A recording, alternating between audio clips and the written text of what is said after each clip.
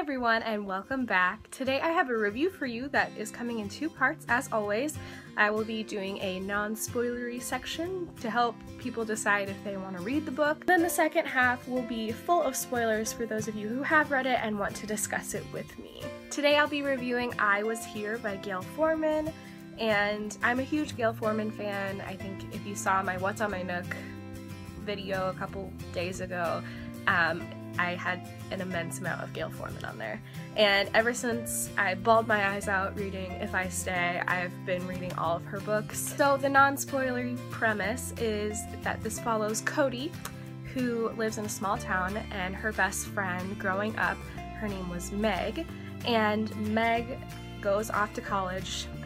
Cody stays in town and goes to community college, and Meg commits suicide while she's away at college.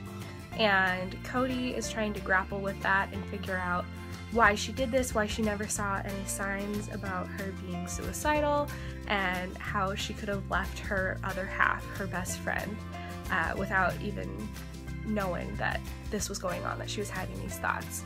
Then after one of the memorial services, Meg's parents ask Cody to go to Meg's dorm or apartment in Seattle, where her college was, and asked Cody to pick up all of Meg's belongings. And so she makes the trip out there and goes to pick up her stuff, and she finds Meg's computer, and Meg's parents say, keep the computer, like, we paid a lot of money for it and we want you to have it.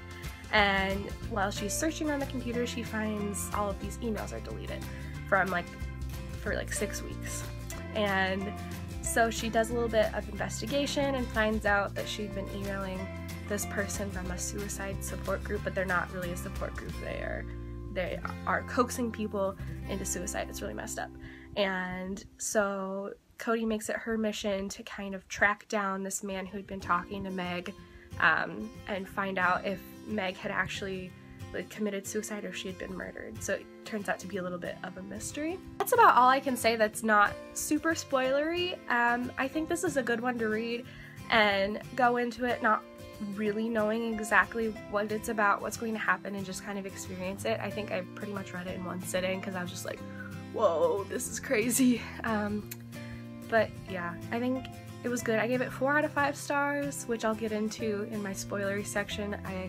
I liked it a lot. The writing was really well done, but I wasn't completely sold on every element of the plot.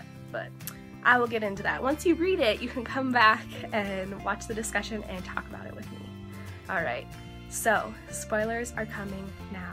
If you have not read it, goodbye, because spoilers are coming soon. Alright, this is spoilers. Last chance to leave. So this really took a lot out of me. I thought for sure I would be able to finish this up. I finished it last night and I was like, oh, I'll be able to pick up a new book and start reading it again. And after this was done, I was just like, I had to set it down and kind of think about things for a while, because it's just a really heavy topic, obviously. And reading the author's note at the end and figuring out that Meg is based on this real person who actually committed suicide after being a part of one of these online chat rooms is really tragic, and it makes sense why Gayle Forman would be so moved to write something about this and bring that to people's attention, because I had no idea that there were places like that on the internet, and there still are, and that's just so creepy and messed up. So now that we've gotten past that, I'm gonna get to the parts that I just couldn't get over and why it didn't earn 5 out of 5 stars for me. First off is Ben, the romance. I thought that it was weird, it was awkward, I don't think it fit with the story at all. It was like, they were like, oh, well, Gayle Forman, she does romance really well. This story needs a little bit of romance, and so they just kind of threw in Ben in there, which it took away from so much for me that I just would have preferred her to Cody to figure things out on her own, or take Alice or Tree or Richard with her on the trip. She didn't need Ben, and Ben didn't really enhance the story at all. And he felt exactly like Adam from If I Stay, and he was a guitar player, he was a musician, and I was just like, this is the same thing that we've already seen.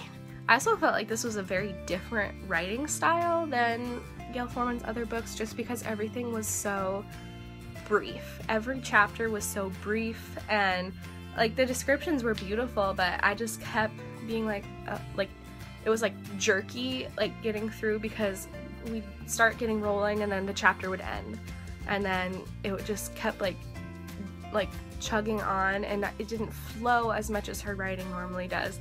And I was sort of like turned off by that as well, just because, I mean, people can experiment with different styles, but it didn't feel like a Gayle Forman book to me, which is not a bad thing, but it was different. I don't know. I was so conflicted while reading this, because I was like, it is beautiful and it's an important thing that is being told, an important story.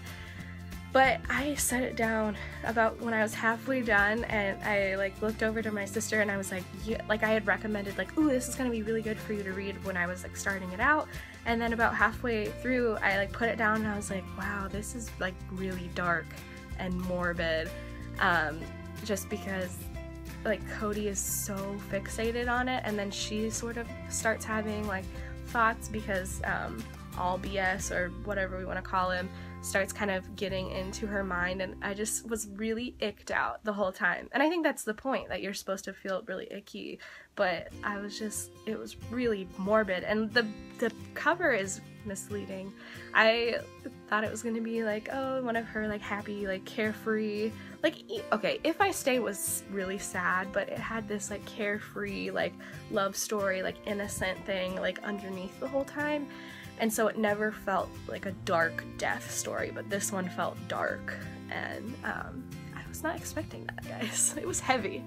So what did you guys think? If you've reached this point of the video, you've already read it. Let me know down in the comments without being like super spoilery. And if you want to get spoilery, like message me and we can totally talk about it, because I'm still just kind of like, I don't know, I feel weird about it. Yeah, I don't know how to feel about this one, guys, but 4 out of 5 stars is what I gave it. But as always, thank you guys for stopping by my little book nook of the internet, and I'll see you next time.